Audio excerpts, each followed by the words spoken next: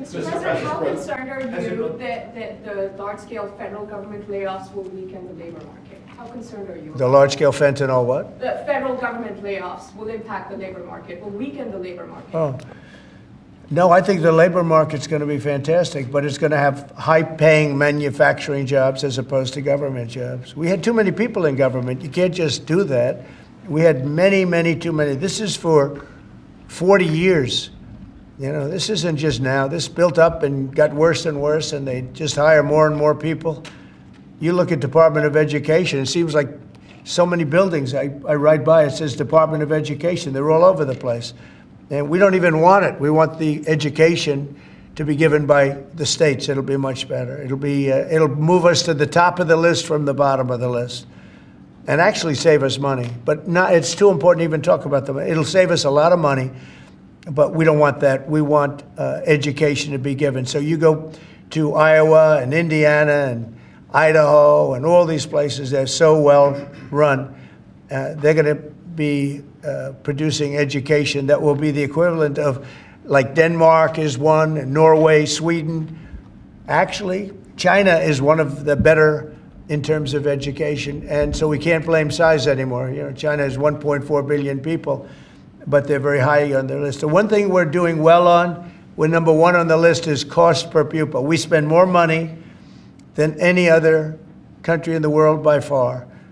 So I jokingly say the one thing we do well on is the cost. We spend more money, and yet we're toward the bottom of the list. Yeah. Mr. President, I want to ask you, the joint address, millions of Americans watched your joint address earlier this week, where you warned that there could be a little disturbance that Americans could feel as a function of these taxes, these tariffs. How much disturbance are you willing to accept in the near term as a function of that? And to set expectations, how long should Americans expect things to cost a bit more? Well, so far, Peter, there hasn't been very much, because these numbers are coming out. We're here for just a little over 4 weeks, and these are fantastic numbers. I was watching some of the reports this morning. They were surprised. There could be some disturbance, a little bit of disturbance. I solved a little bit of that because I have respect for our auto companies, and I gave them a little bit of a 1-month reprieve because it was unfair, although I'm sure they'll take advantage of it. I see they're driving a lot of cars into the U.S. to try and avoid the tariffs, and they're taking advantage of it a little bit. But they called me, they asked me, they said, could they have a little bit of help? And I decided, they're American companies, USMCA, and I let them have that. But this really kicks in, the reciprocals, kicks in on, let's see, I guess the 2nd. And I wanted it to be the 1st so badly. Just didn't want to be on April Fool's Day. So I made it the 2nd. That's going to cost a lot of money. That one day is going to cost a lot of money, but that's okay. But I don't see it. I don't see anything. I see good reports. I think we're going to have good numbers from the beginning. Now, globalists won't love this because this brings jobs back to America. So if they're coming back to America, maybe you'll lose some in other parts of the world. But the other parts of the world have done very well, and they'll continue to do very well. But I think the United States is going to be doing record business. We'll bring a lot of those 90,000 factories that have been lost over the last number of years. It's hard to believe. 90,000, think of what 90,000 is. 90,000 plants and factories are gone. We're going to bring back many of those plants and factories. One day the tariffs are on, the next day they're off. Right now the markets, as you know well, prefer stability. Are you done going forward with the pauses and the carve-outs? Is that it for those? There'll always be changes and adjustments, and you can't just. I could have, for instance, told the American car companies, no, I'm not going to give you anything, and then you wouldn't have had to say, well, they're getting a little extra. It's just a little bit of a 1-month reprieve. They're very happy about what's happening. They won't have to go across borders, and you see the zigzagging. You have a fender made in Canada, you have something else made in Mexico. We don't want that. We want it made here. But there'll always be some modifications. I mean, if you have a wall in front of you, sometimes you have to go around the wall instead of through it. But I think very little. On occasion, if we can do something, we want to help companies. We want to help companies create jobs. So I could have left that, and you wouldn't have had a minor change. Instead, I was asked by the real majors, the big majors, if they could do this. And I said, yeah, I'll do it. I want you to produce a lot of jobs. And numerous of the people, actually all of the people I spoke to have already been, they're very much on the way to already doing it. That's why you have auto jobs increase.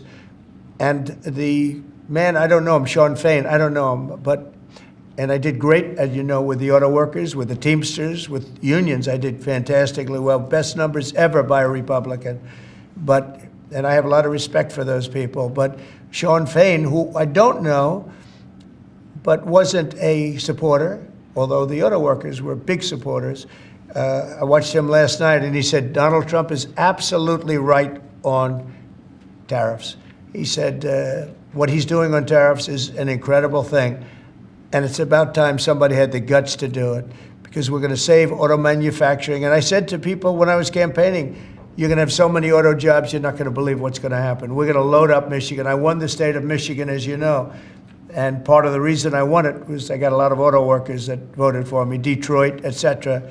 But I think people are going to be very surprised. Yes? Thank you, Mr. President. You mentioned in your remarks chips manufacturing, how a significant percentage is now in Taiwan. You also mentioned it in your address to Congress, and you called on Congress to overturn the CHIPS Act, which had bipartisan support in the last Congress. Why would you like to see this particular law overturned, Mr. President? Because it's hundreds of billions of dollars, and it's just a waste of money. Now, some people have already taken the money and used it. Actually, it's very hard to qualify, because they go by race, they go by gender, they go by all sorts of things. Nobody's ever seen anything like it. You won't be able to find those people. So I don't even think anybody can qualify.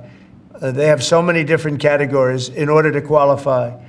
You have to have so many of a certain race, a certain gender, a certain this, a certain, and I don't think they can qualify, but if they take the money, they better qualify, because they'll be watching them. But it's a tremendous waste of money. I didn't give the greatest chip company in the world, one of the greatest companies, I didn't give them 10 cents. They came here because of tariffs, because they didn't want to pay the tariffs.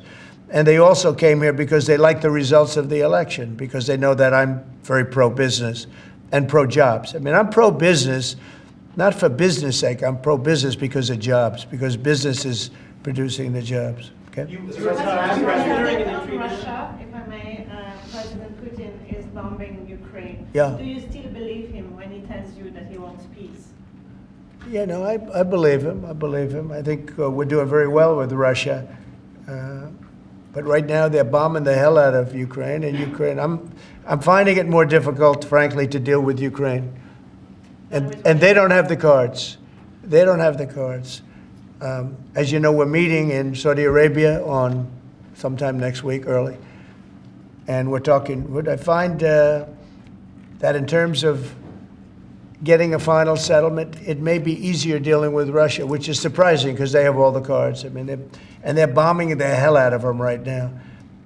And I put a statement in, a very strong statement. Can't do that. You can't do that. Mr. President. We're trying to help them. And Ukraine has to get on the ball and get a job done. Michael, could you come up here? I see Michael back there. Yeah, good, I'm glad. He's traveling all over the world. I just saw him come in the door. Could you give a little definition of what's going on, please? Sure. Well, the president has been crystal clear, and he's been clear to all sides. The fighting has to stop. Both sides need to get to the table. We had a good engagement. Both leaders have said only President Trump could do so, and only he has been able to do so. We had an initial engagement with the Russians. The Ukrainians had a great opportunity to bind our economies together through that mineral deal. Unfortunately, that didn't go so well, but we think we're going to get things back on track. Secretary Rubio, myself and the Ukrainian delegation will be meeting in Saudi Arabia next week to get these talks back on track, get the ceasefire in place, and drive peace home under President Trump's leadership. I think both parties want to settle. I think if I wasn't president, this war would have had no chance of settlement, zero chance. But I think we're going to get it settled and stopped. We got to stop. They're losing on average 2,000 soldiers a week. That's a lot of soldiers. Do you agree, Peter? It's a lot of soldiers on both sides, I agree. Do you, Mr. President, think that Vladimir Putin is taking advantage of the U.S. pause right now on intelligence and military aid to Ukraine? No, I actually think he's doing what anybody else would do. I think he's I think he wants to get it stopped and settled, and I think he's hitting them harder than he's been hitting them. And I think probably anybody in that position would be doing that right now. He wants to get it ended, and I think Ukraine wants to get it ended, but I don't see, it's crazy. They're taking tremendous punishment. I don't quite get it, but I suspect, Michael, he probably wants to get it ended. He does, Mr. President. The Russians are taking incredible losses on the front. As the president has They both said, are. this is a meat grinder of people, of material, of national treasure, and no one else has any solutions except to let this war continue forever. But I'll add, the president has had multiple conversations and a visit from President Macron of France, Prime Minister Starmer of the United Kingdom. We have the NATO Secretary General coming next week. We have this meeting with the Ukrainians. We've had it with the Russians. All of this in the president's first month in his leadership. We will engage in the shuttle diplomacy, and we will continue to use his leadership and what leverage we have to get both sides of the peace table. It's not going to be easy, but President Trump... This war should have never happened. It would have never happened if I were president, but it did happen. So a lot of other things shouldn't have happened, too. We shouldn't have 21 million people pouring into our country through open borders, many of whom are criminals, very bad criminals, including murderers, thousands of murderers. Many killed, far more than one person, and they're roaming our streets. But Tom Holman and Kristi Noem are doing an incredible job, and we're getting them out of here. And we'll get them out. We'll get them all out. But all these things shouldn't have happened. We shouldn't have inflation. We shouldn't have had this horrible inflation where the prices have gone up. Look at eggs. So we're doing a good job. We're doing a good job. President, in regards to the pause on military assistance to Ukraine, you put out on your social media post today that Russia is pounding Ukraine. That's right. Why not provide Ukraine with air defenses? And what happens, Mr. President, when Ukraine runs out of... Well, because yeah, good question. Because I have to know that they want to settle. I don't know that they want to settle. If they don't want to settle, we're out of there because we want them to settle. And I'm doing it to stop death, more important than anything else. Secondarily, way down the line is the money. So we're in for $350 billion, and Europe is in for $100 billion. They should be in for the same or more than us. And, you know, I watched over the last week or so what's going on in Europe. This thing could end up in World War III if we don't get it settled. This could really end up in a World War III. We got to get it settled. So on Iran, how confident are you that the Iranians will negotiate with you? And is Israel on board with this outrage? Yeah, I saw the hostages the other day. They came in, people that were not young, some young and some older, much older. And they gave, it was hard for them to do it, actually. They gave statements as to what happened. I was asking, what happened? How was it? I said, did you see anybody in there that was kind, like out of the hundreds of people that you were seeing, Hamas? Did some of them wink at you and say, don't worry, you're going to be okay, or give you a piece of bread, or no? I said, were there any people that were, like, kind? I was shocked. The answer was nobody. There was nobody. Just the opposite. They'd be slapped and punched.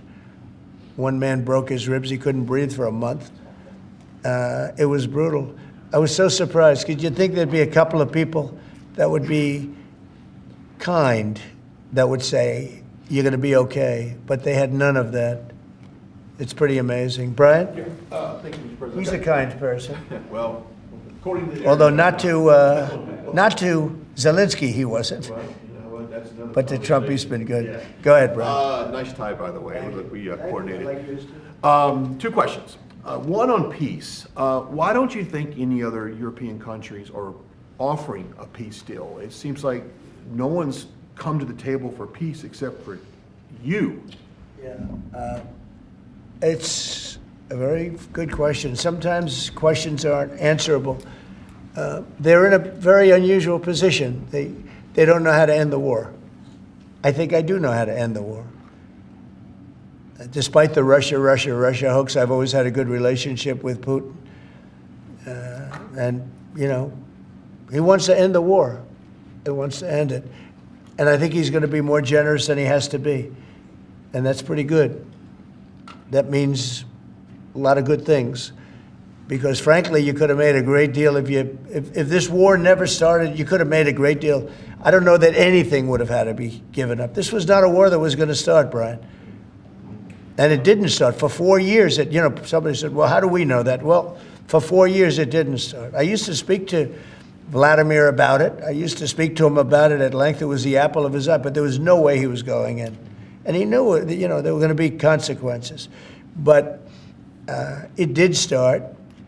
I mean, think of what happened. Inflation, you have the war with Ukraine and Russia, that wouldn't have happened. October 7th would have never happened. Israel, they had no money. Iran had no money. Iran was stone cold broke, and now they have a lot of money.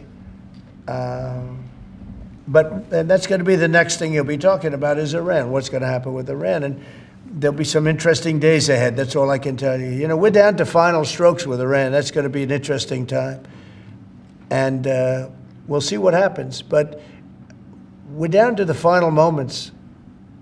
We're at final moments. You can't let them have a nuclear weapon. I think that I would have had a deal within 1 month after the rigged election of 2020. They were all set to make a deal. And then when I lost, they saw this person who's a stupid person, very stupid person. And they said, let's not make a deal. And they were right. He took the sanctions off. They became rich under Biden. They went from having no money to having $300 billion. All in a short period. It's oil. Oil builds up fast. It's a nice living if you have a nice oil well. And they do. They have a lot of nice oil wells, right? So anyway, it's going to be a big thing. It's an interesting time in the history of the world. But we have a situation with Iran that something's going to happen very soon. Very, very soon. You'll be talking about that pretty soon, I guess. And hopefully we can have a peace deal. I'm not speaking out of strength or weakness. I'm just saying I'd rather see a peace deal than the other. But the other will solve the problem. Mr. President, your allies are calling on you to pardon Derek Chauvin. Are you considering pardoning Derek Chauvin? No, I haven't even heard about it. No. Mr. President, on peace. I haven't heard that. In the first term, you may recall, I broke the news that you were nominated for the Nobel Peace Prize. And the reason for that was the work that you led on the Abraham Accords. I spoke yesterday with the member of parliament, the Norwegian parliament, that nominated you. And he said, what the Nobel Committee is looking for from you, Mr. President, is security guarantees for Ukraine. Is that a possibility, Mr. President? So, before I even think about that, I want to settle the war, get it finished. Because if I'm not here, nobody's going to settle it. And President Macron has said that, and everybody said that, the prime ministers and presidents. We're pushing very hard. That's all I'm thinking about now. As far as the question about security later, that's the easy part. The hard part is getting it settled. We got to get them. We're losing 2,000 human beings every week. More than that, actually. 2,000 nice, young, although they're getting older because they're drafting much older now. In the case of one country, much older, because a lot of the young people have been killed. It's very sad, and I'd like to see if I could stop that. And I'd like to also see if we could stop making these massive payments from the United States. I mean, Biden gave away money like it was water, with no anything, got nothing for it. Europe did it in the form of a loan. They get their money back, we don't. So that's how we came up with the rare earth deal. But we started, behind the 8 ball. He could have gone to Europe. He could have said, come on, you got to put up money with us. You got to put up money with us. But he never did that. They just kept handing money out because he was grossly incompetent. All right, thank you very much, everybody. Thank you, Press. Thank you, Press. Thank you. Thank you very much. Thank you. Thanks, guys. Thank you, Peter. Thank you, Mr. President. Nice to see you. Thank you. Very good. Look good, Peter. Thanks, guys. Thank you. Thank you very much. Thank you. It is. Thank you.